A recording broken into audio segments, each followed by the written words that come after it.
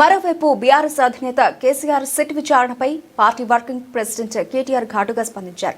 SIT అధికారులు చట్టాన్ని గౌరవించలేదని, అయినా సరే కేసీఆర్ విచారణకు సంపూర్ణంగా సహకరించారని ఆయన తెలిపారు. రాష్ట్ర ప్రభుత్వం అడిగినట్టుగా సిట్ ప్రశ్నలు వేస్తోందని మండిపడిన ఆయన ప్రతి ప్రశ్నకు కుండబద్దలు కొట్టినట్లు కేసీఆర్ బదులిచ్చారని వెల్లడించారు. సిట్ విచారణ ఎరవలిలోనే జరిపే విషయంపై కోర్టుకు వెళితే తమకు అనుకూలంగా తీర్పు వచ్చేదని, కానీ తాము అలా చేయలేదని కేటీఆర్ చెప్పారు. కేసీఆర్ సిట్ విచారణ పూర్తయ్యాక నందినగర్లోని నివాసంలోనే కేటీఆర్ మీడియాతో మాట్లాడారు. ప్రజల అపోహలు, అసత్యాలు సృష్టించేందుకు సిట్ విచారణను కాంగ్రెస్ సర్కార్ కొనసాగిస్తోందని కేటీఆర్ దుయ్యబట్టారు. ముఖ్యమంత్రి గారు తిరిగి తెలంగాణలో వచ్చే వరకు మరి గతంలో ఓ సినిమా వచ్చింది, హిట్ 1, హిట్ 2, హిట్ 3 అని 3 భాగాలుగా. అట్లాగే సిట్ 1, సిట్ 2 అని చెప్పి టైంపాస్ కార్యక్రమం చేస్తా ఉన్నారు.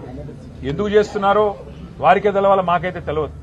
కేవలం ఏదో జరిగిపోయినట్టు ఇదిగో పులంటే అదిగో తోక అని ఒక డ్రామా తప్ప ఏమీ లేదు. ఒకటి మాత్రం చివరిగా నేను చెప్పదలుచుకున్నా, కేసీఆర్ గారి మీద బురద జల్లాలి అనుకుంటే అది సూర్యుడి మీద ఉమ్మేయడమే అవుతుంది. అది తిరిగి వచ్చి తమరి ముఖం మీదే పడుతుంది రేవంత్ రెడ్డి గారు. ఇది గుర్తుపెట్టుకోండి.